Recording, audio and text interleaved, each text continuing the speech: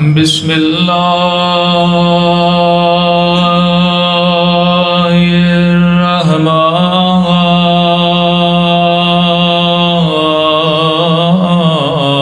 الرحیم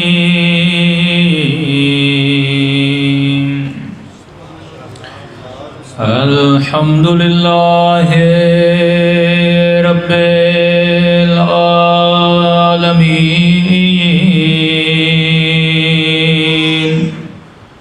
الحمد للہ کما هو اہلہ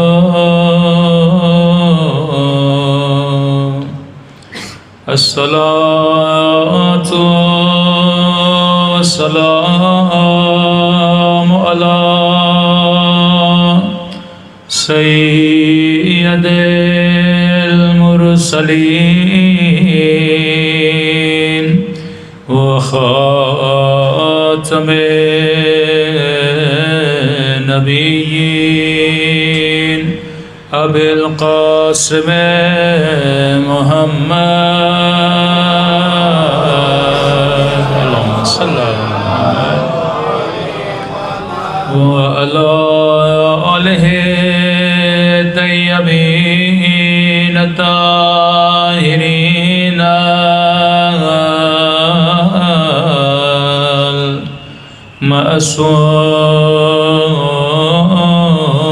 المعصومین۔ سب مل کے اپنے مولا کے ظہور کی دعا۔ اللہم کل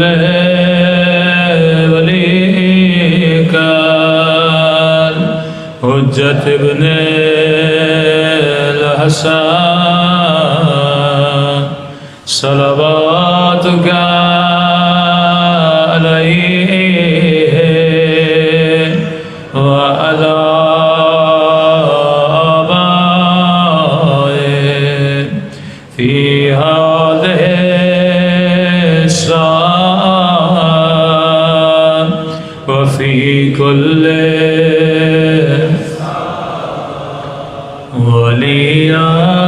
ولیان وحافظا وقائدا وناصرا ودلیلا وعینا حتی تسکنہ أرضك وتمتعه فيها طويلا برحمتك يا أرحم الراحمين۔ صلوات پڑھے محمد۔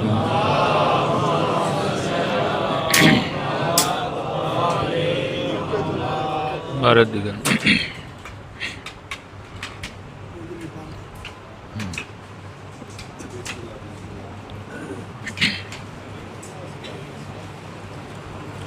اور دیگر صلوات پڑھے محمد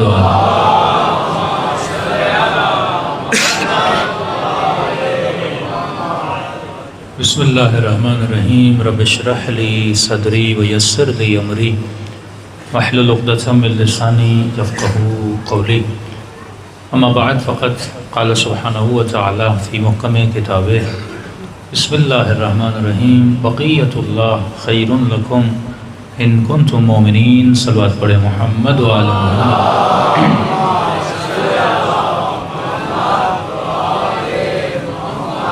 دعا ہے پروردگار عالم ہم سب کی عبادتوں کو اپنی بارگاہ میں قبول فرمائے، اور جس مقصد زندگی اور حیات کی خاطر ان مجالس میں آتے ہیں خدا ان مقاصد میں بھی ہم سب کو کامیابیاں نصیب فرما دیں۔ جس آیہ کریمہ کے پڑھنے کا شرف حاصل کیا، ارشاد ہوا بقیۃ اللہ خیر لکم ان کنتم مومنین۔ ایک ایسا وجود ہے جسے خدا نے آج تک باقی رکھا۔ فرمایا یہ وجود تمہیں خیر دے گا، تمہیں برکت دے گا، لیکن ایک شرط لگا دی ان کنتم مومنین۔ صلوات پڑھے محمد وعلی۔ ہر شے فائدہ پہنچانے میں کسی نہ کسی چیز کی محتاج ہے. لاؤڈ آواز پہنچانے میں کس کا محتاج ہے؟ بجلی کا. اسی طرح فرمایا اگر امام زمانہ سے خیر لینا چاہتے ہو تو تب تک خیر نہیں ملے گا جب تک تیرے اندر ایمان نہیں آتا. ہر مسلمان کے گھر میں قرآن ہے، لیکن کہ الف لام میم ذالک الکتاب لا ریب فیہ ھدی للمتقین، یہ مت سمجھنا تو دکان سے قرآن خریدے گا گھر میں لا کے رکھے گا تجھے ہدایت ملے گی. نہیں، یہ کتاب ہدایت ہے ان کے لیے جو صاحبان تقویٰ ہیں. اسی طرح وجود اہل بیت تجھے تب فائدہ دے گا جب تیرے وجود میں کیا آ جائے؟ ایمان آ جائے. میں سمجھانے کے لیے مثال دے رہا ہوں کہ یہ شیعہ ہے، یہ سنی ہے، یہ بریلوی ہے، یہ حنفی ہے. اس کی مثال میں اس طرح دوں گا کہ ہم ہیں سارے مسلمان، تو ہم سب کے پاس موبائل ہے اسلام کا، لیکن کون سا سم ڈالنا ہے؟ ہر بندے نے الگ الگ سم خریدا ہوا ہے. کسی نے ولایت کا سم ڈالا ہے، کسی نے خلافت کا سم ڈالا ہے، کوئی کسی امام کا ماننے والا، کوئی کسی کا امام کا ماننے والا. سب نے اپنے موبائل میں سم ڈالے ہوئے ہیں. لیکن یہ سم بھی تب تک فائدہ نہیں دیتا جب تک ٹاور نہ ہو. آپ عراق کا سم پاکستان کے موبائل میں ڈالیں، عراق میں سگنل دے گا، لیکن پاکستان آؤ گے وہ سم یہاں پہ کام نہیں کرے گا. یہاں کا موبلنگ کا سم وہاں لے جاؤ گے تو وہاں کام نہیں کرے گا. تو خالی سم کا رکھ لینا کافی نہیں ہے، ٹاور کا قرب بھی ضروری ہے. جب تک تو ٹاور کے قریب نہیں تب تک سگنل نہیں آئے گی. تو بندہ اگر نام علی لے پر علی سے دور ہو، مولا کہیں گے تیرے پاس ولایت کا سم تو تھا پر تو ٹاور سے بہت دور تھا. سم بھی تب فائدہ دیتا ہے جب انسان قرب امام کو حاصل کرے نا. فرمایا وجود امام زمانہ تجھے خیر دے گا، لیکن خیر کب دے گا؟ جب تو صاحب ایمان بن جائے. ایک بندہ صبح سے شام تک نمازیں پڑھے پر بغیر وضو کے ایک بھی نماز قبول نہیں ہوگی. فرمایا بالکل اسی طرح تو صبح سے شام تک جس بھی ہستی کا نام لینا ہے لیتا رہے، لیکن اگر تیرے وجود میں ایمان نہیں تو کوئی فائدہ نہیں ہے. آسان کر کے اس لیے سمجھا رہا ہوں تاکہ بچے کو سمجھ میں آ جائے. کہتے ہیں ایمان کا پہلے درجہ، یہ ایمان کے دوسرے درجے پر، ایمان کے 8ویں درجے پر، سلمان ایمان کے 10ویں درجے پر. کہ مولانا یہ 8واں 9واں 10واں اس کا مطلب کیا ہے؟ کہ مثلا سلمان نماز پڑھتے تھے، ابو ذر بھی نماز پڑھتے تھے، وہ 10ویں پر یا 8ویں پر. میں نے کہا بالکل ایسے ہے، سم سے ہی سمجھاؤں گا. تیرے موبائل میں سم ہے، کبھی سگنل آتے ہیں کبھی نہیں آتے. جتنا بندہ ٹاور کے قریب ہوتا ہے اتنا اس کا انٹرنیٹ تیز ہوتا ہے. اگر دور ہوگا 3G چلے گا، قریب آئے گا 4G ہو جائے گا، اور قریب آئے گا 5G ہو جائے گا. انٹرنیٹ کرتا کیا ہے؟ تمہاری اپلوڈنگ کی اسپیڈ کو بڑھاتا ہے. اگر نیٹ جتنا مضبوط ہو اتنا جلدی چیزیں کیا ہوتی ہیں؟ اپلوڈ ہوتی ہیں. کئی ایسے مسلمان قیامت کے دن آئیں گے کہیں گے خدایا ہمارے روزے کہاں گئے، ہماری نمازیں کہاں گئیں، ہماری عبادتیں، ہمارے حج کہاں گئے. اللہ کی آباد ہے کہ تو نے اپلوڈ کیا تو تھا پر تیرا نیٹ ورک ہی نہیں تھا.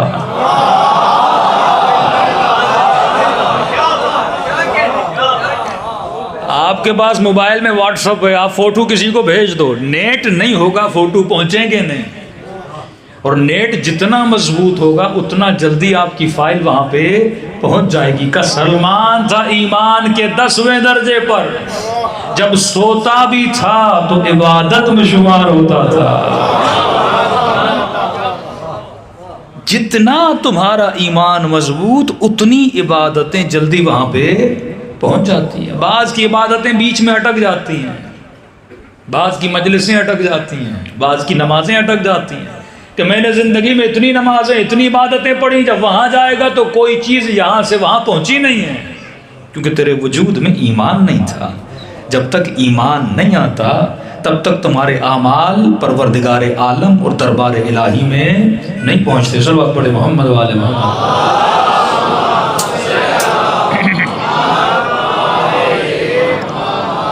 جب تک بندے کے مومن میں ایمان، دل میں ایمان نہیں، تب تک اس کے اعمال مقام قبولیت تک پہنچ نہیں سکتے. اب ایمان کس چیز کا نام ہے؟ ہمارے یہاں بولا جاتا ہے مولانا یہ مسلمان بھائی ہے، یہ مومن بھائی ہے. ہم نے کہا کیا مطلب مسلمان بھائی ہے؟ کہا یہ محمد رسول اللہ والا ہے اور یہ مومن ہے، اور اس نے رسالت کے بعد علی ولی اللہ بھی کہا ہے، تو یہ مومن ہے. اصطلاح عام میں ہم مومن اور مسلمان کی پہچان اسی طرح کرتے ہیں. لیکن مولا علی سے پوچھیے مولا مومن کون ہے، صاحب ایمان کون ہے؟ ایمان کوئی آسان چیز نہیں ہے.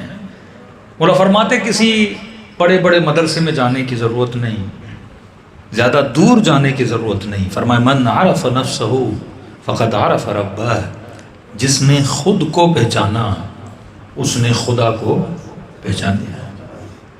مولا فرماتے یہ مت سمجھنا تو ذرہ ہے، وفیک عالم الاکبر، تیرے وجود میں اللہ نے کائنات بسائی ہے. اب اگر مولا کائنات کو سمجھنا ہے تو پہلے اپنے اندر کی کائنات کو سمجھنا ہوگا. جب تک تو اپنے وجود کی کائنات کو نہیں سمجھتا تب تک تجھے علی ابن ابی طالب کی ولایت سمجھ میں نہیں آئے گی، نہ ولایت خدا سمجھ میں آئے گی. آج پوری امت مسلمہ میں کوئی ایسا بندہ نہیں جو یہ کہے میں مسلمان نہیں. آج مسئلہ روزے کا نہیں، آج مسئلہ نماز کا نہیں، آج مسئلہ حج و زکوٰۃ و عزاداری کا نہیں. آج بیسک ایشو یہ ہے کہ مولا فرماتے ہیں ایمان حاصل کرو. اور ایمان کیسے ملتا ہے؟ جب تک خود کو نہیں پہچانتے تب تک تجھے خدا سمجھ میں نہیں آتا، تب تک امیر المومنین سمجھ میں نہیں آتے. آج میں آپ سے پوچھوں آپ کیا ہو، آپ کی حقیقت کیا ہے؟ جب آپ خود کو سمجھ جاؤ گے پھر اپنے لیے وہی کرو گے جو کربلا والوں نے کیا. جب آپ خود کو نہیں سمجھ پاؤ گے پھر وہی کرو گے جو یزید اور شمر اور ابن سعد نے کیا. جب تک انسان خود کو نہ سمجھے. آج انسان اپنے آپ کو کیا سمجھتا ہے؟ آج ایک انگریز سے پوچھئے کہ انسان کیا ہے، کہتا ہے انسان یہ باڈی ہے، میں آؤں گا، جیوں گا، کھاؤں گا، پیوں گا اور مر کے چلا جاؤں گا. جس نے انسان کو جسم سمجھا وہ صبح سے شام تک محنت کس کے لیے کرتا ہے؟ جسم کے لیے کرتا ہے. مولا فرماتے ہیں یہ جسم سواری ہے، تو سوار ہے. کبھی یہ غلطی نہ کرنا کہ تیری سواری تجھ پہ سوار ہو جائے. بھائی جہاں پور میں ایک بندہ آئے اور ہاتھ میں گدھا ہو اور اس نے گدھے کو بہترین لباس پہنایا ہوا اور خود ننگا چل رہا ہو، سارا سامان اپنی پیٹھ پر ہو اور گدھے کی خدمت کر رہا ہو، تو دنیا ہنسے گی کہ نہیں ہنسے گی؟ آپ اس پہ ہنستے ہیں، علی ہم پہ ہنستے ہیں. کہا یہ تیرا گدھا ہے، تو اس کا سوار ہے. لیکن ہوتا یہ ہے کہ اس کے بجائے کہ یہ تیری خدمت کرے تو اس کی خدمت میں لگ جاتا ہے. کسی نوجوان نے کہا مولانا اللہ تو غنی ہے. میں نے کہا غنی ہے، کہا پھر یہ روزے کیوں رکھواتا ہے ہم سے؟ اسے میری بھوک سے کیا ملتا ہے؟ اسے میری پیاس سے کیا ملتا ہے؟ صبح صبح بندے کی میٹھی نیند کہتا ہے اٹھ کے نماز پڑھو، 9 بجے پڑھ لوں. کیا مسئلہ ہے جو بندے کو کبھی صبح 5 بجے اٹھاتا ہے؟ پورا مہینہ کہتا ہے بھوکے رہو. بھئی میری بھوک سے اللہ کو کیا ملتا ہے؟ معصوم فرماتے ہیں جتنے اللہ نے عبادتیں واجب کی ہیں یہ جسم کے لیے ہیں، روح کے لیے نہیں ہیں. وہ روح پہ کبھی کوئی پابندی نہیں لگاتا، وہ ساری پابندیاں جسم پہ لگاتا ہے، کیونکہ اسے تیرا غلام بنایا ہے، تجھے اس کا غلام نہیں بنایا. یہ تیری خدمت کے لیے ہے، تو اس کی خدمت کے لیے نہیں ہے کہ جو کچھ یہ تجھے کہے تو وہ کرے. یہ تیرا فرض ہے، تو اسے بتا اسے کیا کرنا ہے. ایک بندہ گدھا یا گھوڑا گھر میں لے کر آئے اور صبح سے شام تک گھوڑے کو کھلاتا رہے، اس سے کوئی کام نہ لے، تو دنیا کہے گی یہ پاگل ہے نا. کہ یہ جسم میں نے تجھے دیا تاکہ تو اس سے کام لے. کس لیے کام لے؟ اپنی روح کے لیے کام لے. اسے اتنا بلند فرما. کربلا میں 2 نظریے تھے، ایک وہ تھے جو جسموں کی خدمت کر رہے تھے اور دوسرے وہ تھے جو اپنے جسموں کو قربان کر رہے تھے. ایک وہ تھے جو بقائے جسم کے لیے جنگ لڑ رہے تھے اور دوسرے وہ تھے جو بازو کٹا کے فخر کر رہے تھے۔ یہ جسم تیری خدمت کے لیے ہے، تو جسم کی خدمت کے لیے نہیں ہے۔ نماز جسم کے لیے ہے، روزہ جسم کے لیے ہے، ہاں دعا روح کے لیے ہے۔ کہ جسم محدود ہے، اسے تکلیف برداشت نہیں ہے۔ اب آپ لوگ مجلس امام حسین سن رہے ہیں، کوئی بندہ کافی دیر سے جاگا ہوگا، کوئی جلوس سے آیا ہوگا، تو جب آپ مجلس میں بیٹھتے ہیں تو جسم تھک جاتا ہے، کبھی دائیں کروٹ لیتے ہیں، کبھی بائیں کروٹ لیتے ہیں، جسم کہتا ہے تھک چکا ہوں، مولوی جلدی ختم کرے، گھر جا کے سو جاؤں۔ ہاں جسم بولتا ہے نا تھک چکا ہے یہ بیچارہ، لیکن روح کہتی ہے نہیں، مجھے ذکر حسین سننا ہے۔ روح کی تمنا بلند ہوتی ہے۔ ہاں بندہ 40 پہ گیا، نجف سے پیدل کربلا چلا، جسم تھک گیا، پاؤں میں چھالے پڑ گئے، یہ فوراً چیخ و پکار کرتا ہے مجھے آرام کی ضرورت ہے، مجھے آرام کی ضرورت ہے، لیکن روح کہتی ہے نہیں، جتنا جلدی ہو سکے مجھے حسین تک پہنچنا ہے۔ فرق کو محسوس کر رہے ہو؟ جسم کو تکلیف پسند نہیں، جسم سستی کو پسند کرتا ہے، اسے پسند ہے صبح سے شام تک اس گدھے کی طرح سویا رہے جسے کام نہیں کرنا۔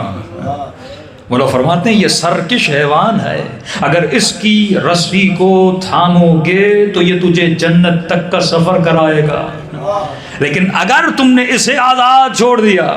مجھے نہیں پتا آپ کے شہر میں نشائی بھی ہیں کہ نہیں ہیں، ہر جگہ پوچھ رہا ہوں ہیں کہ نہیں ہیں، سب کہہ رہے ہیں۔ یہ مسئلہ مجھے سمجھ میں نہیں آ رہا ہے۔ میں پشاور گیا تو ایک گلی میں نشائی سو رہے تھے، تو کسی نشائی سے پوچھو نا نشہ کیوں کرتا ہے، کہتا ہے مجھے اچھا نہیں لگتا۔ کیوں کرتا ہے؟ کہتا ہے اس جسم نے پابند کر دیا ہے۔ شرابی ہوگا نا بندہ، شدت والا شرابی، اس سے پوچھو کہ شراب نہ پیو، اندر سے وہ پینا نہیں چاہتا کیونکہ روح ان چیزوں کو پسند نہیں کرتے، لیکن کہتا ہے جسم نے مجھے مجبور کیا۔ قاضی شریبی امام حسین کا قتل کا فتویٰ دینا نہیں چاہتا تھا، لیکن غلام جسم تھا نا، بقائے جسم مانگ رہا تھا نا، اندر سے وہ بھی قاتل حسین نہیں بننا چاہ رہا، لیکن جسم نے کہا مان لو کیونکہ مجھے مزہ لینا ہے۔ یہ اپنا مزہ سوچتا ہے، تیرے مزے کی سے فکر نہیں ہوتی۔ تبھی فرمایا ظلمت نفسی، میں نے اپنے اوپر ظلم کیا۔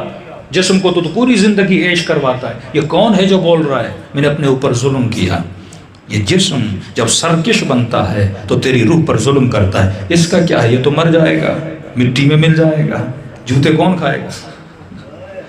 روح پٹائی کھاتی ہے نا، جسم تو مٹی میں مل جاتا ہے۔ تبھی امام نے فرمایا کربلا میں آنے والو کسی ایسی چیز کے عاشق نہ بنو جس میں وفا بھی نہیں اور فنا بھی ہے۔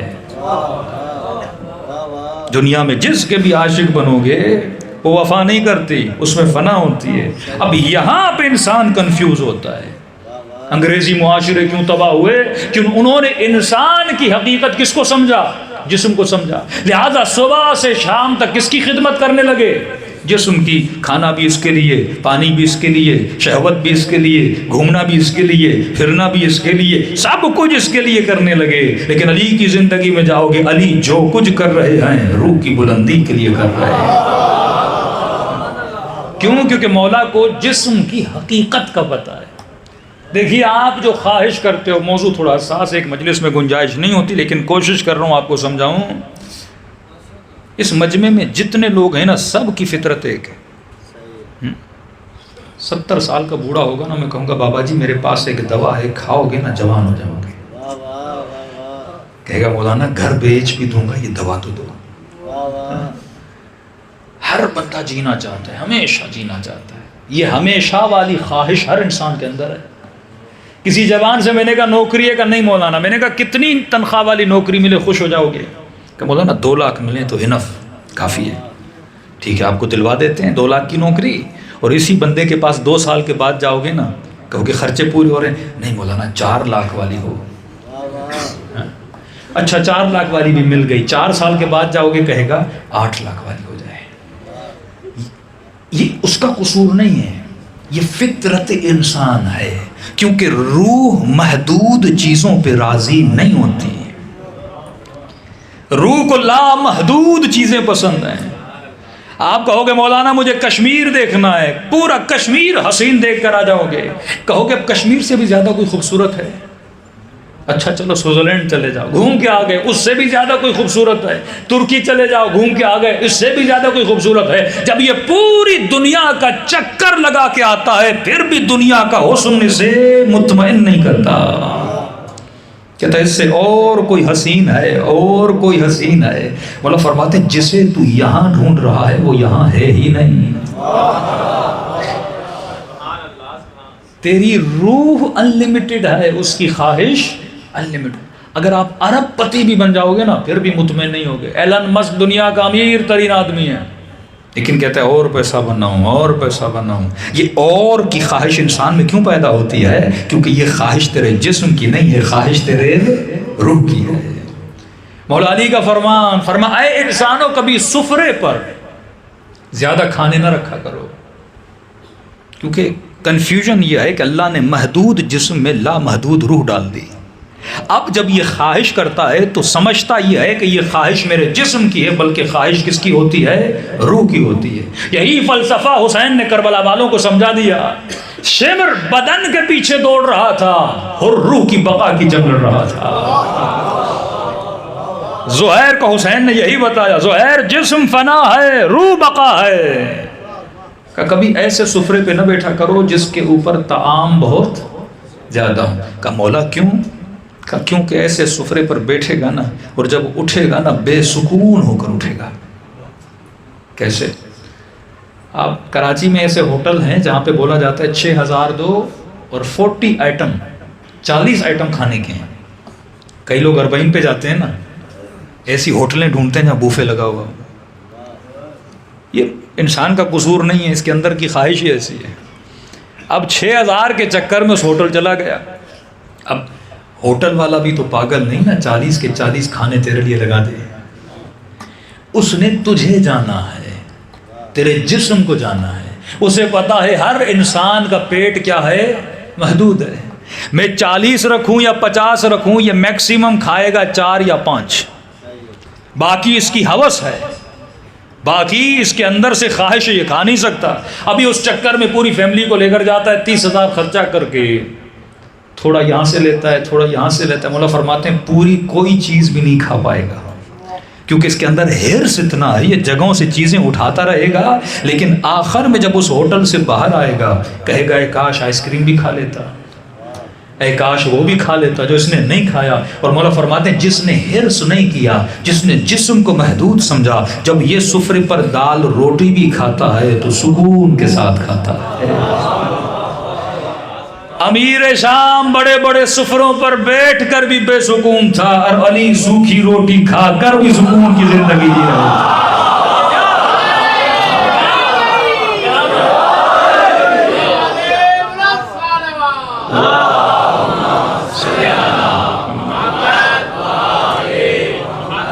یہ بہت بڑا کنفیوژن ہے کہ انسان کو یہی نہیں پتا کہ میرے پیٹ میں جگہ کتنی ہے۔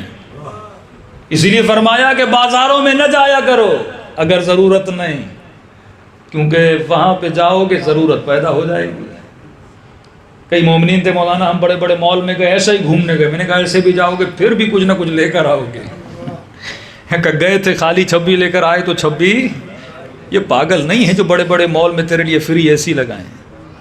کہ مولانا بڑی گرمی تھی پاکستان میں، ہم نے کہا 3 گھنٹے مال میں گزار کے آتے ہیں، گھر میں بھی اے سی کا بل نہیں دینا پڑے گا۔ تو ایک مومن بڑا ہوشیار تھا، میں نے کہا نہیں جاؤ گے تو کچھ نہ کچھ لے کر آؤ گے۔ کہ نہیں مولانا میں بڑا تیز ہوں، جیب میں پیسے لے کر نہیں جاتا۔ میں نے کہا پھر کیا کرتے ہو؟ کہ چھبی بھی اٹھاتا ہوں، جو چیز پسند ہوتی ہے اسے بھی چھبی میں ڈالتا ہوں۔ میں نے کہا پھر لیتے کیسے ہو؟ کہ نہیں خواہش پوری کرتا ہوں، نکلتے وقت چھبی چھوڑ کے آ جاتا ہوں۔ میں نے کہا تو نے جو چھبی چھوڑی ہے اس کی خواہش تیرے دل میں اب بھی باقی ہے، خواہش نہیں مرتی۔ خواہشوں کو اپنے وجود میں جنم نہ دے، یہ سوچ تیرا جسم محدود ہے، اس کے لیے لامحدود دنیا کو تلاش نہ کر۔ دنیا کی دولت بھی تجھے مل جائے تجھے سکون نہیں ملے گا۔ یہ ہم جملہ ممبر سے بولتے تو ہے، لیکن کبھی تم نے اس جملے پہ غور کیا کہ یزید تخت پر تھا پر سکون نہیں تھا، اور بی بی زینب کے ہاتھوں میں رسیاں تھیں پھر بھی سکون کے ساتھ کھڑی تھی۔ کیوں؟ کیونکہ یزید جسے سکون سمجھ رہا تھا اس سے کبھی اسے سکون ملنا نہیں ہے۔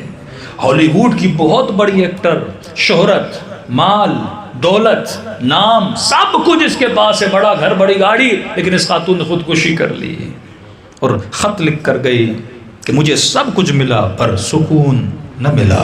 میں نے کہا مر کے دیکھوں، شاید مرنے کے بعد مجھے سکون ملے، کیونکہ جو تیری روح کو چاہیے تو وہ روح کو نہیں دیتا۔ شب عاشور کا عباس بولو حسین کو ایک رات کی مہلت دے دو۔ کیا کریں گے اسے ایک رات میں؟ لشکر یزید کہتا ہے لشکر حسین سے تسبیح خدا کی آواز ایسے آ رہی تھی جیسی شہد کی مکھی اپنے چھتے پہ آواز نکالتی ہے۔ ایسے تو نہیں مولا علی رات کو دعائے کمیل پڑھ رہے ہیں، ایسے تو نہیں امام زین العابدین صحیفے سجا دیا، ایسے تو نہیں عرفہ کے دن امام حسین کھڑے ہو کر پوری دعائے عرفہ پڑھ رہے ہیں، کیونکہ حسین اپنے روح کو وہ دے رہے ہیں جو اس کی روح کو چاہیے۔ روح دنیا سے مطمئن نہیں ہوتی، بڑے سے بڑا مال مل جائے، حسین سے حسین عورت سے شادی ہو جائے، بندہ پھر بھی مطمئن نہیں ہوتا، کیونکہ روح ان چیزوں سے مطمئن نہیں ہوتا۔ مولا روح کیسے مطمئن ہوتی ہے؟ آواز آئی الا بذکر اللہ تطمئن القلوب، اللہ کے ذکر سے روح مطمئن ہو جاتی ہے۔ اسے وہ دے جو اسے چاہیے، لذتوں کو مکس کرنا شروع نہ کر۔ امام حسین کے پاس ہے مولا لذت جسمانی اور لذت روحانی میں فرق کیا ہے؟ ایسے نہیں کہ وہ کہتا ہے کہ جب یزید مولا کے سینے پر سوار تھا میں نے حسین کے چہرے کو مطمئن پایا، لگ نہیں رہا اسی نے تھوڑی دیر پہلے جواں بیٹے کا لاشا اٹھایا ہے، اپنے بھتیجے کے لاش کے ٹکڑے اٹھائے، آج جب گلا کٹ رہا ہے تو چہرے پہ نور اور اطمینان جیسے کچھ ہوا ہی نہیں۔ ہمیں لگ رہا ہے کہ حسین کے جسم کو تکلیف ہو رہی ہے، ہو تو رہی تھی، لیکن مولا کے وجود سے جب خون کا قطرہ قطرہ بہ رہا تھا حسین خود پہ فخر کر رہے تھے۔ جب آپ اپنے والد کو، اپنی ماں کو ہدیہ دیتے ہو نا کوئی چیز، آپ کو خوشی ہوتی ہے، ناراضگی ہوتی ہے؟ وہ اپنے جسموں کو اللہ کی دربار میں ہدیے کے طور پہ پیش کر رہے تھے، اور جب رب کے چہرے پہ مسکراہٹ آ رہی تھی تو حسین کے چہرے پہ اطمینان سجتا جا رہا تھا۔ یہ جملہ میرے مولا حسین ہی فرما سکتے کہ مولا لذت جسمانی اور لذت روحانی کو ڈیفائن کریے۔ مولا فرماتے جسے کھانا کھانے میں مزہ آئے سمجھو ابھی تک حیوان ہے، جسے کھانا کھانے میں مزہ آئے، کیونکہ دنیا کی جتنی لذت ہے جسم بھی محدود، اس کی لذتیں بھی محدود۔ کھانا کھاؤ گے لذت محدود، پانی پیو گے لذت محدود، نکاح کی لذت محدود، ہر لذت محدود ہے۔ مولا فرماتے جیسے کھانا کھانے میں مزہ آئے ابھی تک یہ مقام حیوانیت پر ہے، اور مولا انسان کا مقام کیا ہے کہ جسے کھانا کھلانے میں مزہ آئے۔ یہ لذت انسانی لذت ہے۔ آپ نے ایک ہفتہ پہلے کیا کھایا آپ کو یاد بھی نہیں، لیکن کبھی کسی غریب کی مدد کی ہو، کبھی کسی یتیم کی مدد کی ہو، 10 سال کے بعد بھی سوچو گے نا لذت ملے گی۔ 6 سال پہلے بھی کربلا امام حسین کی زیارت کر کے آئے نا، آج بھی مصلی پہ بیٹھ کر اس زیارت کا سوچو گے تو لذت تیرے وجود میں محسوس کرو گے۔ مولا فرماتے ہم بقاء جسم کے لیے نہیں، بقاء روح کے لیے آئے۔ لشکر معاویہ پر جب مولا نے حملہ کیا کئی دنوں تک اس نے مولا علی کا پانی بند رکھا، اور مولا نے جب حملہ کیا تو لشکر پر قابض بنے، اور جیسے قبضہ لشکر مولا کے ہاتھوں میں آیا، مظلومیت علی یہ تھی کہ لوگ علی کو نہیں جانتے تھے، اور مظلومیت علی یہ تھی کہ دشمن علی کو جانتا تھا پر اپنا علی کو نہیں جانتا تھا۔ لوگ عمرو آس کے پاس گئے، عمرو آس تیری خیر نہیں کیونکہ علی نے لشکر پر قبضہ کیا ہے، اگر علی 5 دن بھی پانی بند کرے یہ پورا لشکر علی کے پاس چلا جائے گا، ہم جنگ ہار جائیں گے۔ کہ میں جانتا ہوں علی کبھی کسی پیاسے پہ پانی بند نہیں کرتا۔ مظلومیت علی یہ ہے کہ اپنے مولا کے پاس آتے ہیں، یا علی پانی بند کریے ہم جنگ جیت جائیں گے۔ امام نے کہا نہیں، رسول کی سنت کے خلاف ہے، ہم کسی پیاسے پہ پانی بند نہیں کرتے۔ کہ یا علی 5 دن کی بات ہے، پوری جنگ ہم جیت جائیں گے۔ یہ تاج کے جملے مولا نے فرمائے۔ امام نے فرمایا علی جنگ جیتنے نہیں آیا، علی انسانیت کو جیتنے آیا ہے۔ یہ جنگیں کیا بتا دی. کربلا میں مثلا خدا حسین ہار گئے، یزید جیت گیا. جنگ صفین میں مثلا امیر شام کامیاب ہو گیا اور مولا کے لشکر والوں کو دھوکہ دیا. نہیں، یہ دھوکہ خود کو دے رہے تھے. امام یہ بتا رہے تھے دیکھو انسانیت، حسین کا مقابلہ انسانوں کے ساتھ نہیں تھا، حیوانوں کے ساتھ تھا. تو سادہ لوگ، علی کا چاہنے والا مولا کے پاس کہنے لگا یا علی اس نے 3 دن پانی بند کیا، ظلم نہیں، آپ بھی کتنا دن بند کریں؟ 3 دن بند کریں. امام فرماتا اگر اس نے بند کیا اس کی وجہ سے میں بھی بند کروں، پھر ابو سفیان کے بیٹے میں اور ابو طالب کے بیٹے میں فرق کیا رہ جائے گا؟ کبھی یہ نہ کہا کرو جو دشمن کر رہا ہے وہ میں کروں گا. تو عزیزو، کربلا جنگ کے روح اور بقاء جسم کی جنگ ہے. کربلا میں جسم کٹتے رہے، روح بچتی رہے، اور لشکر یزید میں جسم بچتے رہے پر روح کٹتی رہی. اب یہ تو نے فیصلہ کرنا ہے، تو نے روح کو بچانا ہے یا جسم کو بچانا ہے. کہ یہ تیرا خادم ہے. روزہ روح کے لیے نہیں ہے، روزہ جسم کے لیے ہے. اسے سرکش نہ بنا، اسے مطیع بنا، اسے اطاعت گزار بنا. اگر تو نے ہلکی سی چھوٹ دی نا، یہی جسم انسان کو قاتل حسین بناتا ہے. یہی جسم انسان کو مجبور کرتا ہے کہ یہ 4 سالہ بچی کو تماچے مارے، کیونکہ تو اسے عادت نہیں دیتا، اسے ادب نہیں سکھاتا. جسم علی اکبر پر کس کی حکومت ہے؟ حسین کی حکومت ہے. کسی مجلس میں آدمی نے ایک جملہ کہا، میں نے کہا مسئلہ نہ آج یہ ہے نہ کل یہ تھا. کل بھی لوگ اللہ کو مانتے تھے، آج بھی لوگ اللہ کو مانتے ہیں. پاکستان کے کسی فاسق، فاجر، سنگر، ڈانسر، بدبخت سے بھی پوچھو گے نا اللہ کو مانتے ہو، کوئی گا ہاں اللہ کو مانتا ہوں. برملا نعرہ لگایا جاتا ہے پاکستان کا مطلب کیا؟ لا الہ الا اللہ. کیا یہ لوگ اللہ کو نہیں مانتے؟ سب کہہ رہے ہیں مطلب ہی لا الہ الا اللہ، مطلب ہم اللہ کو مانتے ہیں. راشی، فاسق، زانی، بدبخت جس سے بھی پوچھو کہ اللہ کو مانتے ہو، کہتے ہم اللہ کو مانتے ہیں. شیطان بھی اللہ کو مانتا تھا، شمر بھی اللہ کو مانتا تھا، ابن سعد بھی اللہ کو مانتا تھا، حج میں بھی جاتا تھا، عمرے بھی کرتا تھا، زکوٰۃ بھی دیتا تھا. پھر مسئلہ کیا تھا کربلا میں؟ مولا حسین کے جملے پہ غور کرو. فرمایا رضاً برضا وتسلیما لامرہ. 72 اسی مولا کے جملے کا مجسمہ ہے. اے خدا تیری رضا پہ راضی ہوں اور تیرے امر کے سامنے حسین تسلیم ہے. مطلب اگر تو دیکھ رہا ہے میرا گلا کٹ رہا ہے، حسین اعتراض نہیں کرے گا، ہم تیرے امر کے سامنے تسلیم ہے. یزید کی سوچ کیا ہے؟ یزید کہتا ہے خدا میں تجھے تو مانتا ہوں، شمر کہتا ہے خدا میں تجھے تو مانتا ہوں، لیکن میں نے اپنی زندگی میں کیا کرنا ہے یہ مجھے تو نہیں بتائے گا. جو میری مرضی ہے وہ میں کروں گا. مولا فرماتا ہے اگر 90% بندہ خدا کو مانے نا، 10% اپنی چلائے، یہ بھی مقام تسلیم پر نہیں ہے. 99% اللہ کی مانے، 1% اپنی چلائے، پھر بھی یہ مقام تسلیم پر نہیں ہے. کہ یہ کہ خدایا میں سب تیری بات مانتا ہوں، لیکن زندگی کے اس لمحے میں اپنی چلاؤں گا، تیری چلاؤں گا نہیں. ایک مومن کو میں نے کہا داڑھی کیوں نہیں رکھتے؟ کہ مولانا میری بیوی کو پسند نہیں. میں نے کہا امام حسین نے کہا رضاً برضا، تو کہہ رہا رضاً برضا اے بیوی. یہ مقام تسلیم نہیں ہے کہ بندہ اللہ کو مانے، حکم خدا کو نہ مانے، حسین کو مانے، حکم حسین کو نہ مانے، علی کو مانے، حکم علی کو نہ مانے. مولا فرماتے جب تک مقام تسلیم نہیں آتا 100% خالص بنو کہ اگر علی کو مانا ہے تو حکم علی کو بھی مانو، اگر خدا کو مانا ہے فرمایا عبودیہ کنہ الربوبیہ، اگر عبد بننا ہے تو اللہ کو رب بھی مانو. آج لوگ خدا کو خدا مانتے ہیں پر رب نہیں مانتے. کہ خدا تجھے مانتا ہوں، مسجد میں آؤں گا، نماز پڑھوں گا، لیکن جب بیٹی کی شادی کروں گا نا وہ اپنی مرضی سے کروں گا، اس میں تیری مرضی نہیں چلاؤں گا. یہ خاتون کے خدایا تجھے مانتی ہوں، لیکن جب باہر جاؤں گی، یونیورسٹی جاؤں گی، گھومنے جاؤں گی، پھرنے جاؤں گی، اب یہ میری مرضی ہے میں کیا پہنتی ہوں کیا نہیں پہنتی، تیرا کیا جائے. میری لائف ہے تو میری مرضی. حسین نے کہا نہیں، لائف بھی اللہ کی، مرضی بھی اللہ کی. حسین ہے، حسین زین العابدین ہیں جنہوں نے ایک لمحے کے لیے اپنے وجود پہ اپنی مرضی نہیں چلائی، خدا کی مرضی چلائی. آج یہ لوگ خدا کو مانتے ہیں لیکن اللہ کی مرضی کو نہیں مانتے.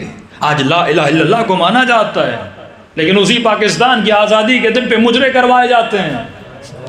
مطلب ہے خدا تجھے مانیں گے لیکن فنکشن کیسے کرنا ہے یہ تو نہیں بتائے گا. یہ ہم انگریزوں سے سیکھیں گے، یہ ہم انڈیا والوں سے سیکھیں گے.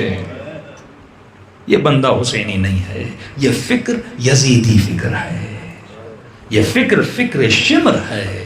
جو بندہ کہے تھوڑا اللہ کا مانوں گا باقی اپنی چلاؤں گا. فرمایا نہیں، 400 ملین شیعہ ہیں پوری دنیا میں لیکن امام زمانہ فرماتے ہیں جب تک 313 نہیں بنتے.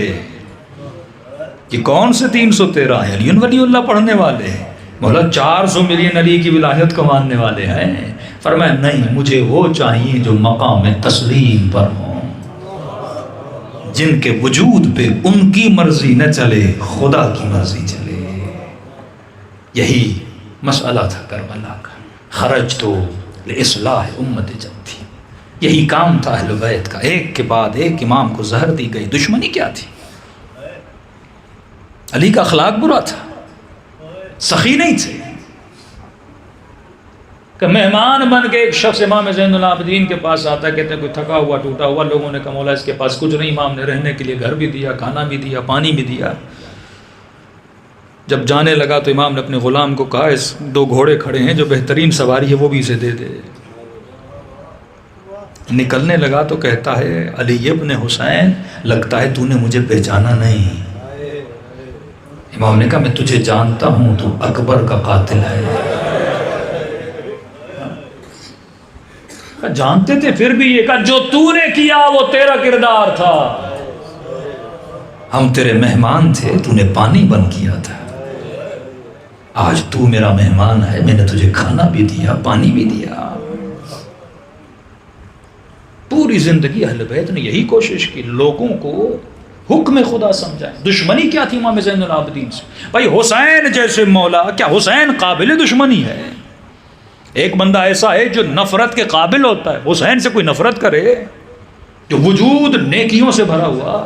امام زین العابدین سے کوئی نفرت کرے کہ نماز رسول کو زہر دیا جائے، جنازے پہ تیر چلا جائے. علی جیسا مولا کہ جب سر پہ ضرب لگی کہ ابن ملجم کو بلاؤ تو صحیح. ابن ملجم، امام نے کہا یہ تو بتا اس پورے شہر میں علی سے بہتر تیرے ساتھ کسی نے برتاؤ کیا؟ شرم سے کہا نہیں. کھانا کس نے بھیجا تجھے؟ آپ نے.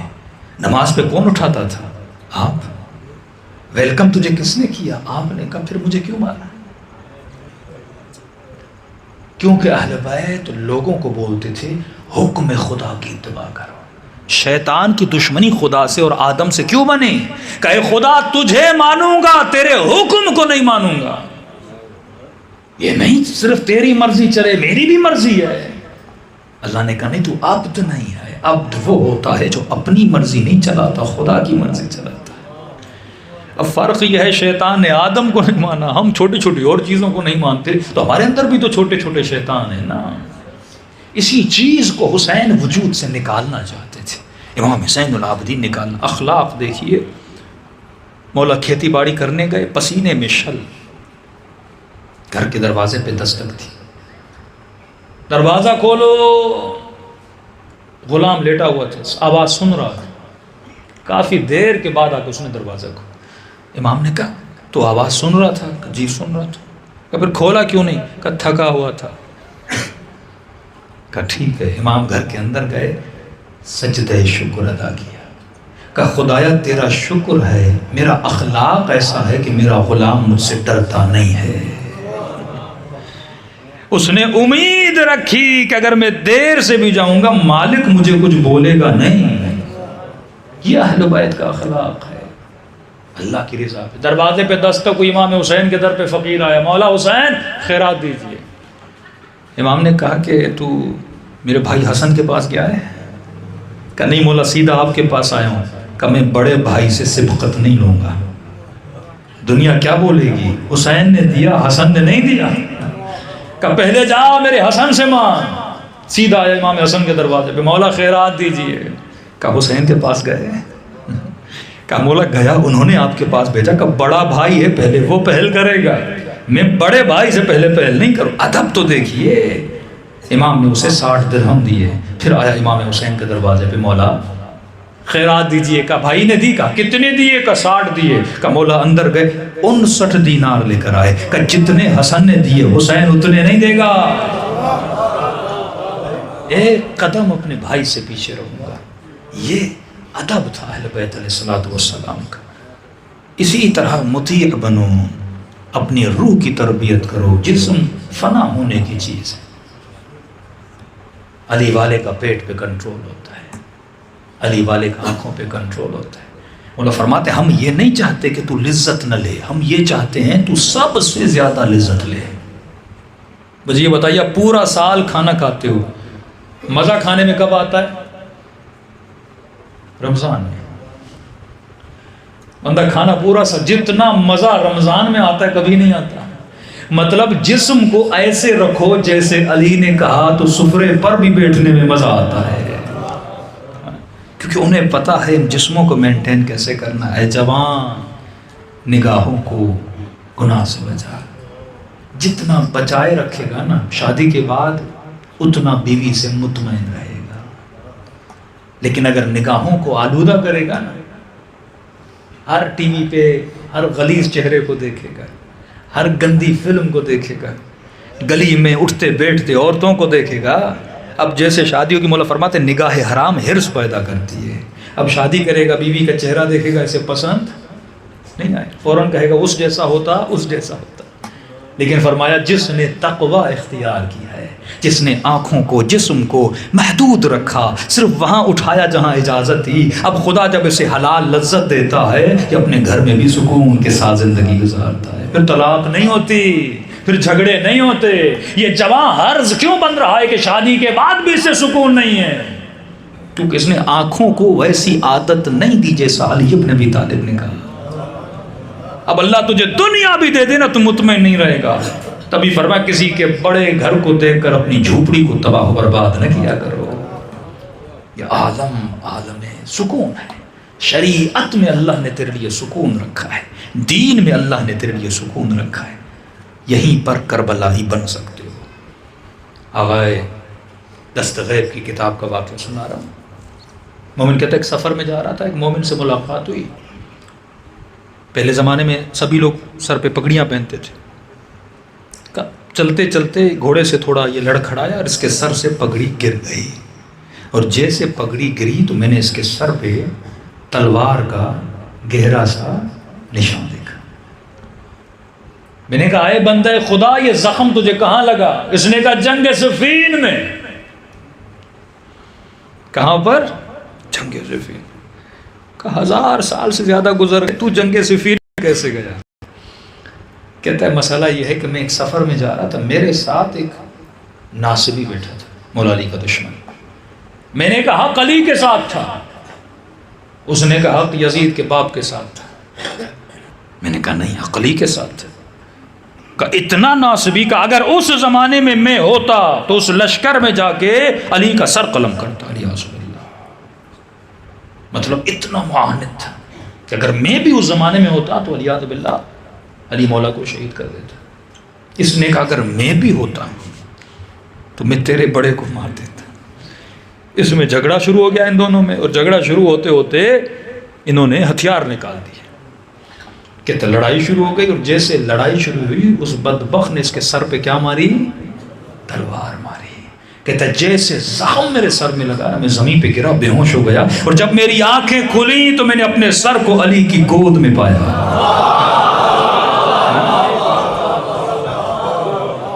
علی ابن ابی طالب کی زیارت نصیب ہوئی.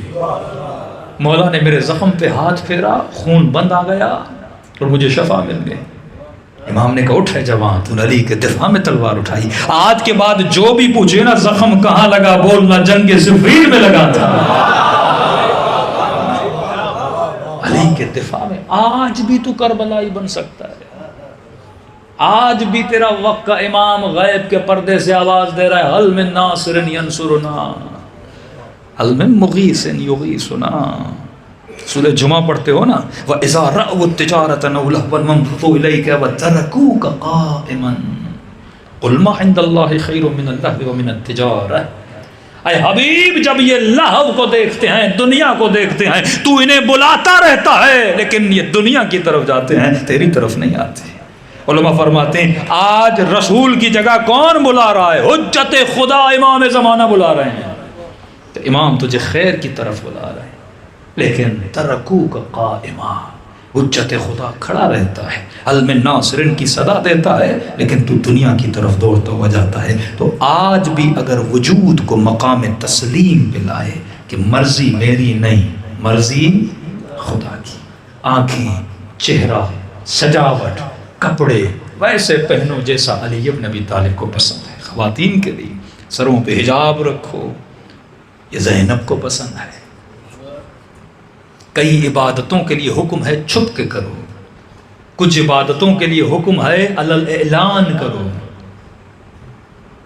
آیت اللہ العظمیٰ امینی حرم مولا حسین میں گیا اور ان کی عادت تھی رات کو جا کے لمبے لمبے سجدے کرتے تھے۔ ایک مرتبہ سجدے میں نیند آ گئی، امام حسین نے کہا امینی میرے حرم میں آ کر لمبے لمبے سجدے نہ کیا کرو۔ کہ مولا کیوں، برا کام ہے؟ کہ برا کام نہیں، ہمیں ڈر ہے کہیں شیطان تیرا شکار نہ کر لے، لوگوں کے سامنے لمبی عبادتیں نہ کیا کرو، وجود میں عجب پیدا ہوتا ہے۔ کہ لمبے سجدے کرنے ہیں تو گھر میں جا کر کرو، لیکن حجاب کرنا بھی تو عبادت ہے نا، چہروں کو نورانی بنانا بھی عبادت ہے نا۔ یہ کہتا ہے علل اعلان کرو کہ ایک شیعہ خاتون جب حسین کی مجلس میں آئے تو با حجاب ہو کر آئے اور پیغام دے کہ علی والیاں کبھی حجاب اتارتی نہیں ہے، علل اعلان کرو، یہ چادر تیرا شرف ہے، تیری عزت ہے۔ اسی طرح مومن کا ایمان، سخاوت، لوگوں کے ساتھ ایمانداری، کہ پورے جانپور میں اگر کسی مومن کا دکان ہو تو زبان زد عام ہو، اگر کوئی چیز لینی ہے تو علی والے کے دکان سے لے، کیونکہ یہ دھوکہ نہیں دیتا، یہ زبان کا سچا ہوتا ہے۔ کچھ چیزوں کو سجا کر چلو، عزاداری، مجلس، جلوس، یہ چھپ کے نہیں کیا جاتا، یہ لوگوں میں کیا جاتا ہے تاکہ دنیا کو بتاؤ کہ شیعوں کی تعداد کتنی ہے، ان کے اندر اتحاد کتنا ہے۔ تو کچھ عبادتیں چھپ کے، کچھ عبادتیں ظاہر کی جاتی ہیں۔ سیدہ زینب نے نام حسین کو علل اعلان لیا۔ جب کوئی پتھر مار کے کہتا تھا نا یہ باغی کی بہن ہے، آہ پکار کرتی تھی کہ میرے حسین کو باغی نہ کہو، میرا حسین نمازی ہے۔ بے دینی کی تہمت بھی بی بی نے برداشت نہیں کی۔ فرمایا اتنی محبت اہل بیت تجھ سے کرتے ہیں، یہ تیرا تصور ہے، کتنی محبت کرتے ہیں۔ کوفے کا رہنے والا کہتا ہے تجارت کی غرض سے گیا، بڑا نقصان ہوا۔ بیوی نے کہا کربلا نہیں گئے، میں نے کہا کربلا میں کیا ہے؟ کہ کچھ کما کر لائے ہو؟ کہ نہیں، سب کچھ گوا کے لائے۔ کہ پورے شہر میں اعلان ہوا ہے کہ ایک باغی ہے، جو اسے قتل کرے گا اس کو اس کی تلوار کے وزن کے برابر سونا دیا جائے گا۔ اچھا، کچھ کما کے نہیں لایا، گھر میں فاقے ہیں، بیٹی بھوک سے بیٹھی ہے، جلدی جا۔ یا تو گھوڑے پہ سوار ہوا، دوڑا دوڑا کربلا میں پہنچا، کیا دیکھا؟ لاشیں بکھری ہوئی ہیں۔ ایک ہی ہے، کوئی بوڑھا ہے جس کو لوگوں نے گھیرا ہوا ہے، کوئی اسے پتھر مارتا ہے، کوئی اسے نیزے کی انیوں سے مارتا ہے، جسے جو مل رہا ہے مار رہا ہے، اور کہہ رہے ہیں مارو یہ باغی ہے، مارو یہ باغی ہے۔ کہتا ہے میں بھی آگے بڑھا، میں نے کہا میں کیوں پیچھے رہوں، کچھ میں بھی تو ماروں اور حاکم سے جا کے کچھ پیسے لوں۔ میں نے بھیڑ کو توڑتا ہوا، چیرتا ہوا آگے بڑھا، میں نے ایک پتھر لیا اور اس بوڑھے کو مارنا چاہا۔ کہ جیسے مارنا چاہتا تھا نا، میری نگاہ اس کے چہرے پر پڑی تو ماتھے پہ سجدے کے نشان تھے۔ میں نے کہا یہ کیسا باغی ہے جو نمازی ہے، کہیں میں خطا تو نہیں کر رہا، کہیں میں لوگوں کے بہاؤ میں بہہ تو نہیں رہا، پہلے سوچوں تو صحیح ہے کون ہے۔ تو کہتا میں آگے بڑھا، میں نے کہا سلام کرتا ہوں، اگر جواب دیا تو مسلمان ہوگا، اگر نہ دیا تو لیاذ باللہ باغی ہوگا۔ آگے بڑھ کے میں نے کہا السلام علیک ایھا الشیخ الکبیر، اے بوڑھے تجھ پر میرا سلام۔ کہ یہ کہنا تھا، اس نے اپنے چہرے کو بلند کیا، میرا نام لے کے کہا وعلیک السلام، تجھ پر بھی میرا سلام ہو، یہ بتا آج تو نے مجھے کیوں سلام کیا ہے؟ پریشان ہوا، اسے میرے نام کا کیسے پتا چلا؟ میں نے کہا کیوں، کیا مسلمان کو سلام نہیں کرتا؟ کہا کرتا ہے، پر آج کے دن کسی نے مجھے مسلمان نہیں سمجھا۔ عاشورہ کے دن 100 سلام کرتے ہو امام حسین کو، کیوں ایک سلام بندہ کرے؟ مولا سجاد فرماتے میرا بابا ترس گیا تھا کوئی آئے اور میرے بابا کو سلام کرے۔ مولا علی گھر آتے تھے نا، سیدہ کہتی تھی یا علی سنا ہے لوگ تجھے سلام نہیں کرتے، کبھی بھی سلام، میں سلام کرتا ہوں، علی کو کوئی جواب بھی نہیں دیتا۔ میں نے کہا ولی خدا کون ہو، تجھے میرے نام کا کیسے پتا؟ اس نے کہا اجا خط بھی لکھا ہے اور پوچھ ہی رہے ہو میں کون ہوں؟ کہ وجود پہ لرزہ طاری ہوا، کہ آپ ہو کون؟ کہ علی کو جانتے ہو؟ کہ میرا مولا ہے علی۔ کہ نبی کو جانتے ہو؟ کہ میرا نبی ہے نبی۔ کہ اسی نبی کا نواسا اور تیرے مولا کا بیٹا میں حسین ابن علی ہوں۔ کچھ واقعات کو محسوس کر کے رویا کرو تو لذت آئے گی۔ آج اس مجمع میں ہر بیٹھا مومن تمنا کرتا ہے مجھے ایک مرتبہ امام زمانہ کی زیارت ہو جائے۔ خدا نخواستہ کسی مجمع میں جا کے اپنے امام کو پتھر مارنے جاؤ اور تجھے بعد میں پتا چلے جسے مار رہا تھا یہ تو مہدی زہرا ہے، تیرے اوپر کیا گزرے گی؟ کہتا ہے جیسے پتا چلا نا یہ میرا مولا حسین ہے، کہتے پتھر ہاتھوں سے گرا اور سیدھا جا کے مولا کے قدموں پہ گرا۔ مولا مجھے نہیں پتا تھا، واللہ نہیں پتا تھا، میں تجارت پہ گیا آج پہنچا۔ بیوی نے کہا نہیں گئے، کوئی باغی آئے، مولا کمانے کی غرض سے آیا تھا کہ جہاد کروں گا ثواب ملے گا۔ تلوار نکالی، مولا اب ایک آنچ آپ پہ آنے نہیں دوں گا، اپنی جان کو آپ پہ قربان کروں گا۔ قریب ہے حسین، قریب ہے یہ مولا۔ فرمایا ہم نے تجھ سے جہاد کو اٹھا لیا، گھر جا تیری بیٹی تیرا انتظار کر رہی ہے۔ اس کی 4 سالہ بچی تھی، کہ تیری ایک لوتی بیٹی تیرا انتظار کر رہی ہے، میں تجھے اذن جہاد نہیں دوں گا، جتنا جلدی ہو سکے کربلا سے نکل جا۔ کہ مولا اتنی جلدی کیا ہے؟ کہ ابھی میں آواز دوں گا حل من ناصر ینصرنا، اگر تو سنے مدد کے لیے نہ آئے جہنمی بن جائے گا۔ میں نہیں چاہتا تو جہنمی بنے، جلدی کربلا سے چلا جا۔ علماء فرماتے مولا حسین شاید اس لیے اصرار کر رہے تھے کہ کوئی تو ہو کوفے میں جو حسین کا چاہنے والا ہو۔ سکینہ کو شاید پانی کی ضرورت پڑے، زینب چادر مانگے گی، کوئی تو ہو چادر دینے والا۔ جب امام نے حکم دیا نا، روتی ہوئی آنکھوں سے، کپ کپاتے ہوئے بدن سے مولا سے دور چلتا گیا۔ کب تھوڑا دور ہوا امام نے پیچھے سے آواز دی ذرا میرے قریب تو آ۔ خوشی کا عالم تھا، دوڑا دوڑا گیا کہ حسین نے شاید اجازت دی کہ میں لڑوں۔ امام نے کہا میرے قریب آ۔ کہ قریب کے مولا اجازت ہے، اذن جہاد دیتے ہیں۔ فرمایا اس کام کے لیے نہیں بلایا۔ جی میرے مولا۔ کہ حسین نے اپنے ہاتھ سے انگوٹھی اتاری، کہ ہاتھ آگے بڑھا، میں نے ہاتھ آگے بڑھایا، انگوٹھی میرے ہاتھ پہ رکھی۔ مولا یہ کس کے لیے دے رہے ہیں؟ کہ جب تو سفر پہ گیا تھا تیری بیٹی نے تجھے کہا تھا بابا انگوٹھی لانا، تجھے یاد نہیں، حسین کو یاد ہے۔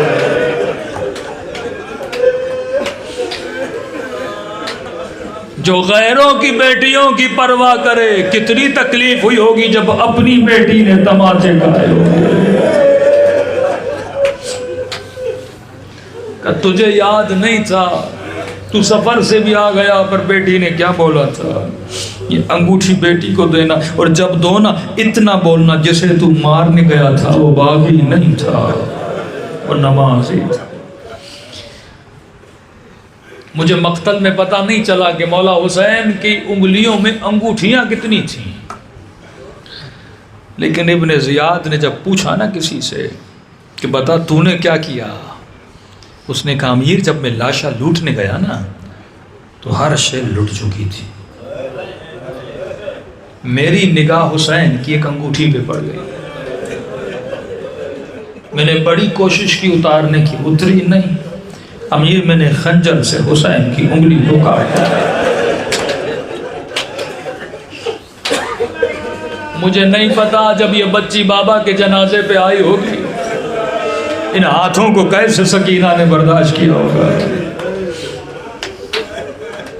اتنے کریم ہیں اہل بیت رسول، انسان ان کے علاوہ کسی کا عاشق بنے جائز ہی نہیں ہے۔ خیمے میں آئے، فرمایا بہن زینب مجھے وہ کرتا دو جو ماں زہرا کا تھا۔ ماں کی نشانی بچوں کو عزیز ہوتی ہے، بی بی نے بڑے ادب سے اٹھایا، مولا کو دیا، امام نے زیب تن کیا۔ کرتا پہننے کے بعد حسین نے خنجر نکالا، اپنے ہاتھوں سے کرتے کو پھاڑنا شروع کیا۔ بی بی زینب کو بڑا دکھ ہوا، حسین اماں کی نشانی پھاڑ کیوں رہے ہو؟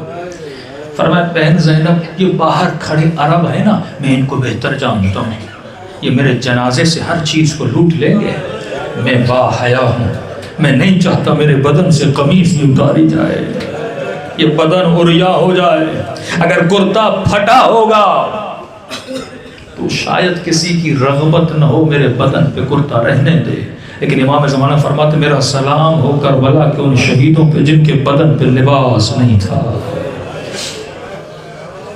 یہاں تک تو سب نے سنا، پھر کہا بہن زینب وہ پیلے رنگ کا کرتا دو۔ بی بی زینب نے دیا، اس پھٹے ہوئے کرتے کے اوپر امام حسین نے دوسرا کرتا پہنا۔ سیدہ نے سوال کیا کہ حسین کر کیا رہے ہو؟ جب بتا بھی رہے ہو ہر چیز لوٹ لی جائے گی، پھر دوسرا کرتا کیوں پہن رہے ہو؟ یہ کریم ابن کریم ہے۔ فرمایا بہن زینب میں نہیں چاہتا جو لوٹنے آئے وہ خالی ہاتھ جائے۔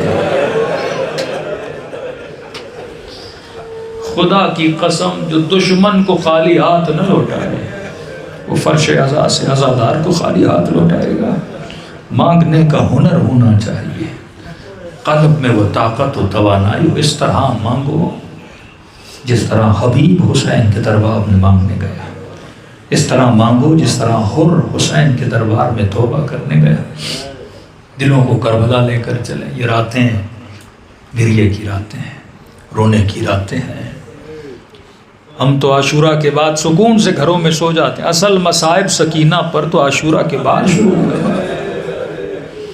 رو رو کے کہتی تھی بابا مجھے مٹی پہ نیند نہیں آتی، میں تیرے سینے پہ سونے کی عادی۔ بابا کا سر ہاتھ میں آتا تھا، کہتی تھی بابا آنکھیں تو کھولو۔ بابا ایک بات بتاؤں، میرا رخسار چھوٹا تھا، ظالم کا ہاتھ بڑا تھا۔ بابا میں نے بڑا بولا کہ میں در خود اتار کے دیتی ہوں، لیکن مہلت نہیں دی بابا، میرے کان زخمی ہے۔ 40 سال مولا زین العابدین انہی مصیبتوں پہ روتے رہے۔ 7 سے 8 مقامات میرے مولا نے گنوائے کہ جہاں پہ خون رلایا گیا مولا زین العابدین کا۔ فرمایا ہم کریم ہیں، فرش عزا پہ آ، خلوص دل سے اہل بیت کو یاد کر، خدا تجھے ثواب زیارت حسین نصیب کرے گا۔ اگر بندہ غریب ہے، کربلا نہیں جا سکتا، وہ تو کریم ہے نا، وہ تو سخی ہے نا، یہیں خلوص دل سے پکارو، خدا ثواب زیارت حسین دیتا ہے۔ دلوں کو کربلا لے کر چلیں، چند سلام کریں اپنے مولا کو، انہی سے ربط مصیبت، دلوں کو منور کریں، آنکھوں کو منور کریں، گریہ حسین ابن علی سے سب مل کے السلام علی الحسین وعلی آل ابن الحسین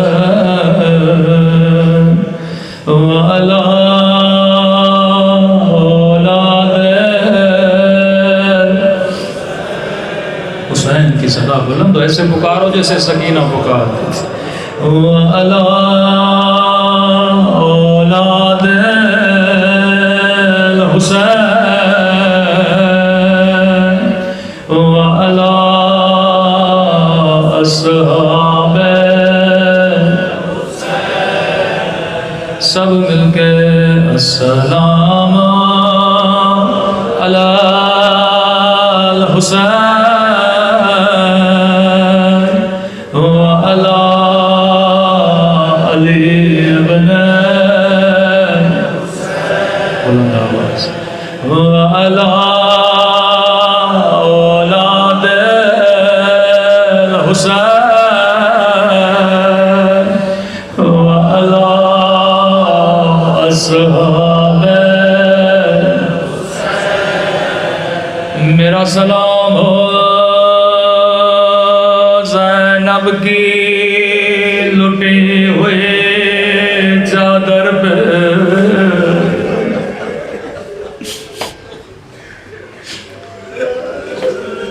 آوائے شیرازی فرماتے ہیں اگر علی والا اتنا سنے جس کے رونے کے لیے کافی ہے کہ علی کی بیٹی اور شرابی کا دربار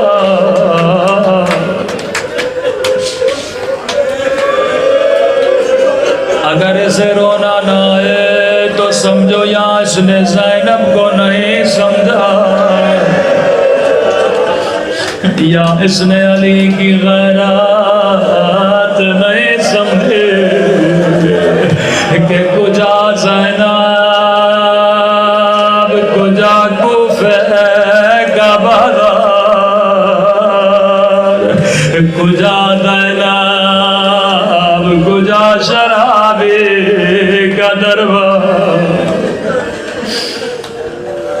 اللہ سب کو شام کی زیارت نصیب کرائے ننھی سی قبر سکینہ کی زیارت نصیب کرائے میں ایک مرتبہ شام گیا جب شام کی بازار سے گزرا میں نے زینبیہ میں بی بی زینب کو مخاطب کیا میں نے کہا بی بی زینب آج کا شریف بھی اس بازار سے نہیں گزر سکتا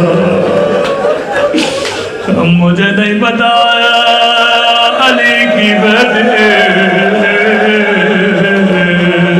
اس بازار سے کیسے گزری ہو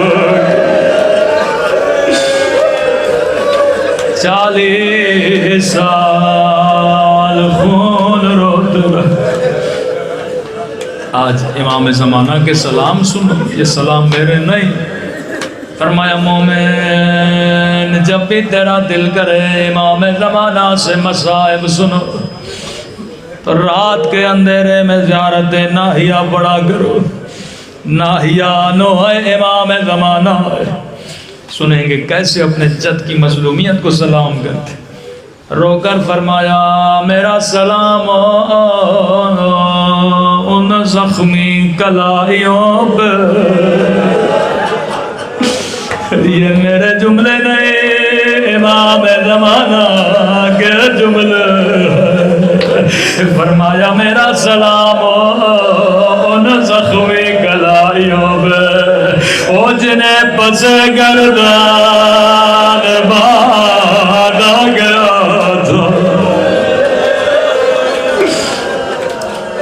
اگلا سلام اس سے بھی بڑا درد بھرا سلام میرا سلام ان زخمی کلائیوں پہ جنہیں پس گردان باندھا گیا تھا اگلا سلام اس سے بھی درد بھرا سلام فرمایا میرا سلام ان ننے سے رخساروں پہ جن کا رنگ بدلتا رہا قدیمی مومن و مولا کے جملے پہ غور کر کے رونا یہ نہیں فرمایا جن کا رنگ بدل گیا بلکہ بدلتا رہا کبھی شمر کے تماچوں نے رنگ دیا کیا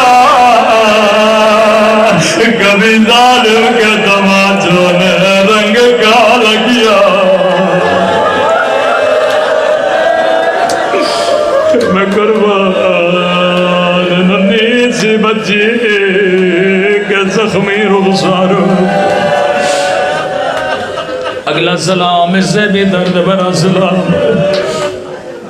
میرا سلام ان زخمی کلائیوں پر جنہیں پسے گردن باندھا گیا. میرا سلام ان ننے سے رخساروں پر جن کا رنگ بدلتا رہا. پھر فرمایا میرا سلام ان خشک پھٹے ہوئے ہونٹوں پہ جن پہ ظالم چھڑے مارتا رہا. امام زمان آپ کو وہ ہونٹ یاد ہے. ایک سلام میں بھی دینا چاہوں گا. میرا سلام ان ننھی سی آنکھوں پہ جو یہ منظر دیکھ رہے تھے. او اللہ کسی بچی کو بابا کی کٹی گردن نہ دکھائے.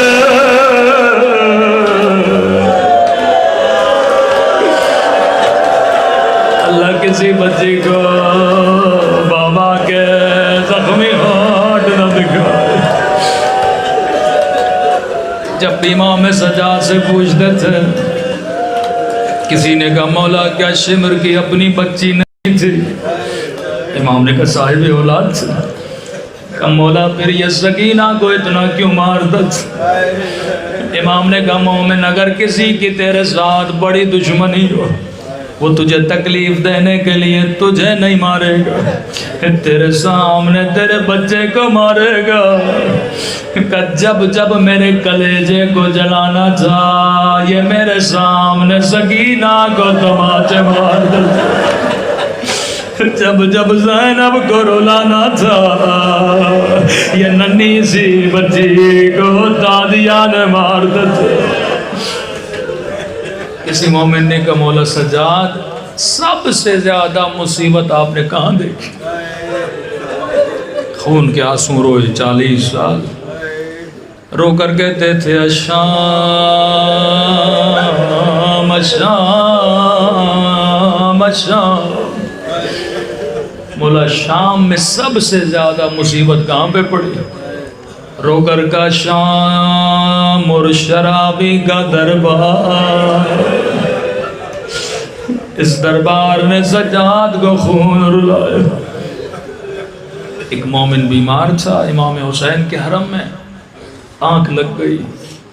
خواب کے عالم امام حسین آئے. فرمائے مومن اگر چاہتا ہے اللہ تجھے شفا دے تو خدا کو میری سکینہ کا واسطہ دیا کرو.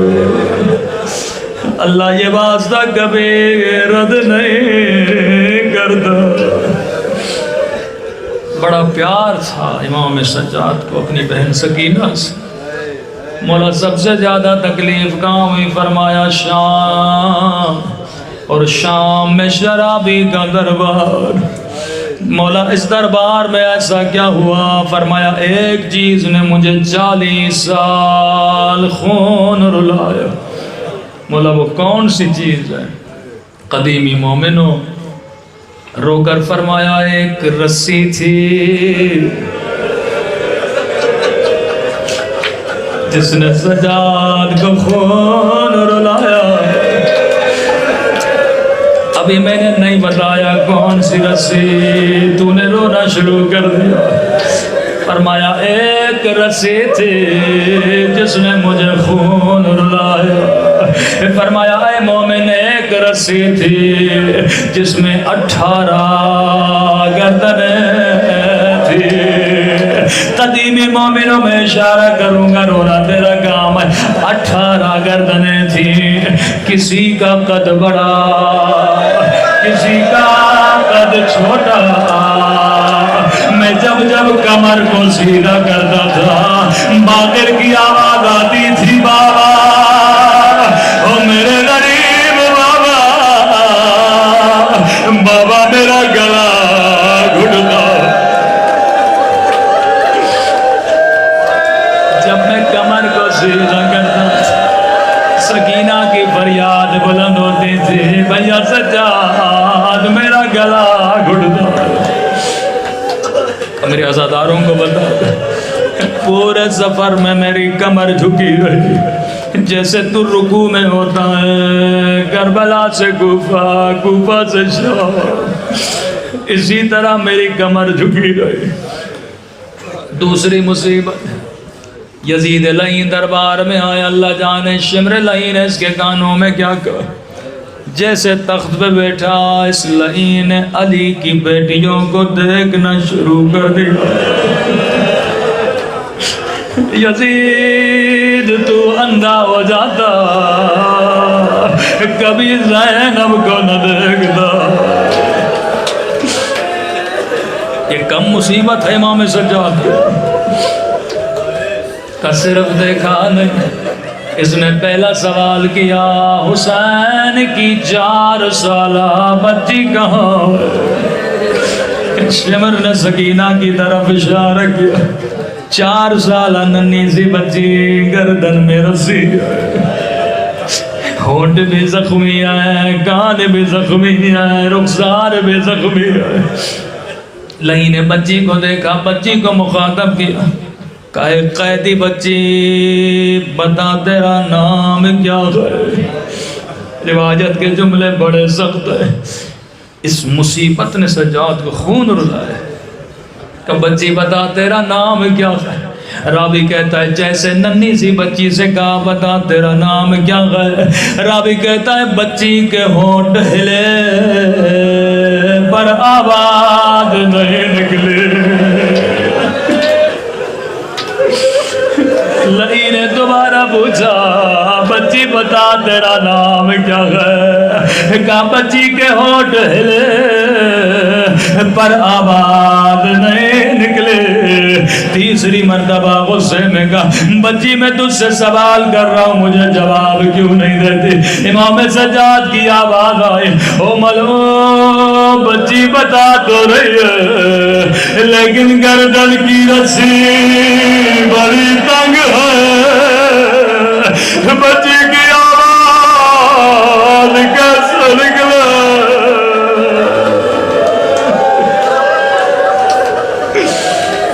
گردن کی رسی بڑی تنگ ہے. لعین نے حکم دیا رسی کھولی جائے. جیسے رسی کھلی بچی نے دھیمی سی آواز میں کہا میرا نام سکینہ ہے. اتنے ظالم تھے بیویوں کے سامنے. لعین نے بچی کے ہونٹوں کو دیکھ کہ بچی تیرے چہرے سے لگتا ہے تو نے کئی دنوں سے کچھ بھی نہیں کھایا.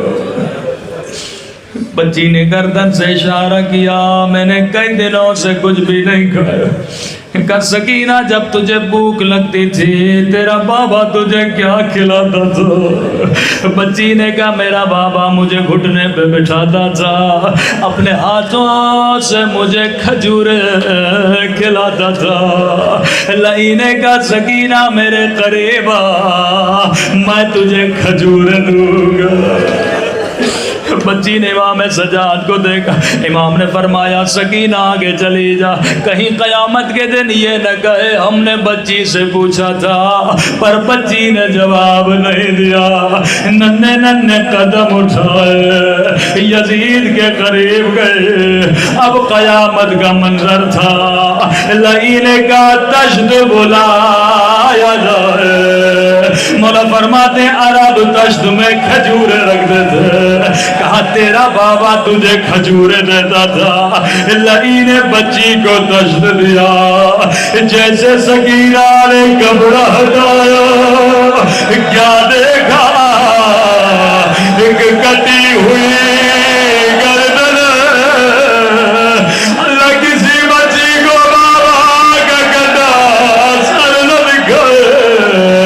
سر کو سینے سے لگایا او میرے غریب بابا او میرے 3 دن کے پیاسے بابا او بابا شمر نے مجھے تماچے مارے.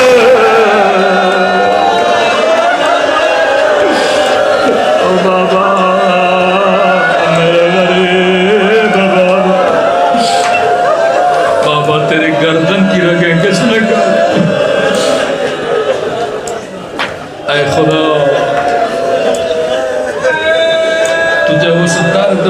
منظر کا واسطہ جب بچی نے آخری مرتبہ بابا کا سر گود میں لیا اور جب سجاد اٹھانے آئے تو سر ایک طرف چلا گیا، سکینہ دوسرے طرف جا کر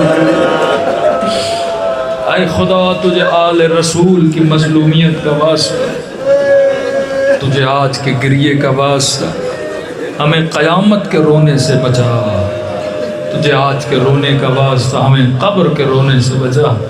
پروردگارہ مومنین کے جان و مال و ناموس کی حفاظت فرما، مخصوصاً ان دنوں میں مومنین کا جتنا نقصان ہوا ہے خدایا اپنے رزق سے اپنی مدد سے مومنین کو فراغ دلی عطا فرما۔ پروردگارہ بحق محمد و آل محمد، بحق امام زین العابدین، جو زیارات کے متمنی انہیں زیارات عطبات عالیہ نصیب فرما، جو بیمار ہیں انہیں شفاء کامل عاجلہ نصیب فرما۔ ایک مومن نے التماس دعا کا، پروردگارہ اس کی جتنی پریشانیاں انہیں دور فرما۔ حاضرین میں اگر کوئی بیمار ہے، ان کے رشتہ داروں میں کوئی بیمار ہے، ان سب کو شفاء کامل عاجلہ نصیب فرما۔ ان گنہگار آنکھوں کو امام زمانہ کی زیارت نصیب فرما۔ ہم سب کو شفاعت امام حسین نصیب فرما۔ ہمارے مرحومین کے برزخ و قیامت کے سفر کو آسان فرما۔ حاضرین کے گھروں پر اپنی رحمتوں کو، برکتوں کو نازل فرما۔ ہر طرح کی نظر بد و پریشانیوں سے ہم سب کو محفوظ فرما۔ پروردگارہ حجت خدا امام زمانہ کا ظہور فرما۔ ہم سب کو مولا کے مخلص عوام اور انصار میں شریک فرما۔ جتنے بھی ہمارے مرحومین ان کے درجات